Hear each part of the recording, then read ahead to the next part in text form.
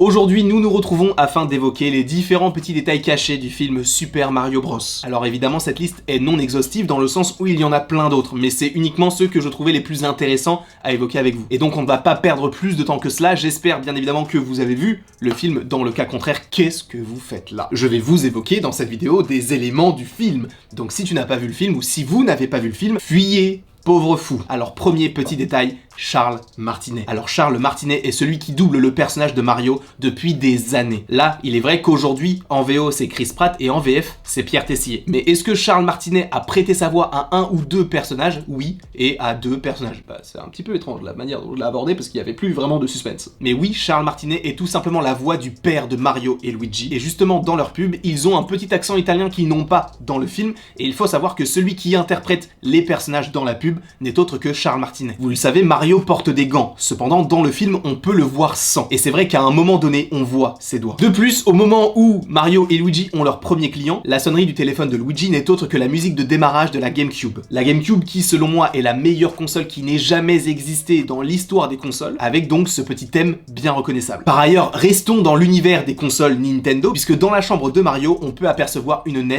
et il y joue. La NES, je rappelle que c'est une console de jeux vidéo du XXe siècle, qui est donc une console Nintendo. Par ailleurs, toujours dans cette chambre, on peut apercevoir un poster au-dessus du lit de Mario qui fait référence au personnage de Falco, personnage du jeu Star Fox. Par ailleurs, pour d'autres petits détails en lien avec l'univers de Nintendo, une des pizzerias de Brooklyn s'appelle la Punch-Out Pizzeria. Punch-Out qui est tout simplement un jeu en lien avec l'univers de Nintendo. Après, passons un petit peu plus loin dans le film avec Bowser qui joue au piano. Vous vous souvenez bien évidemment de cette petite chanson que je vais vous rappeler en la chantonnant. Peach, peach, peach, pichounette, peach, peach, peach, pichounette.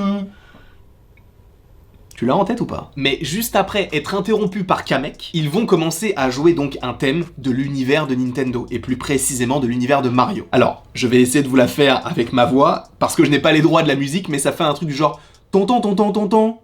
Et je vais pas continuer parce que sinon je vais me ridiculiser encore plus que d'habitude. Vous savez à quel point je suis un ringard. Ensuite, vous souvenez-vous du personnage de Spike? Vous savez, c'est le personnage pour qui Mario et Luigi travaillaient. Eh bien, Spike fait référence à un autre jeu vidéo du nom de Wrecking Crew. Avec mon accent, bon, il est pas fou.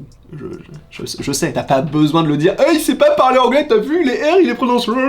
Je m'en moque. Et donc c'est une petite référence à un jeu vidéo datant de 1985. Ou 1984 si on compte les arcades. Il y a plein de références aux jeux vidéo dans ce film-là. Je n'en ai sélectionné que quelques-unes parce que sinon la vidéo durerait au moins 13 minutes.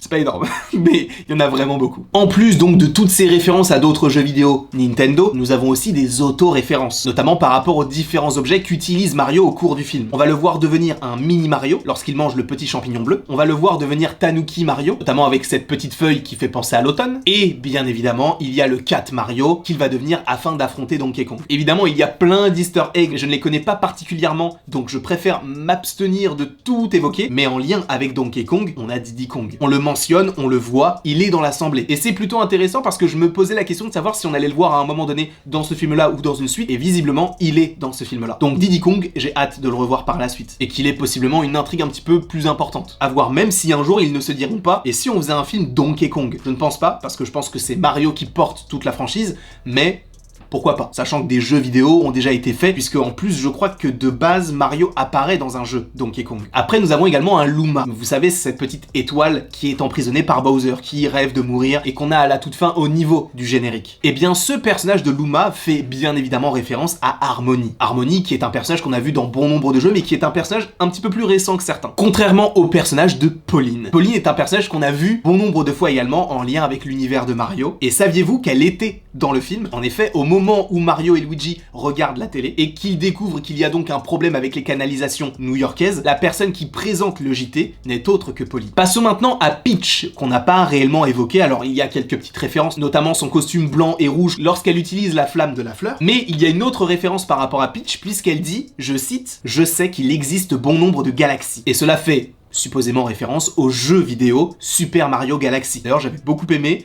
parce qu'il était en 3D et tout, tu pouvais te balader, c'était très cool. Et je crois qu'il était sur Wii, en tout cas moi je l'avais sur Wii. Peach, peach, peach, peachounette, peach, peach, peach, peachounette.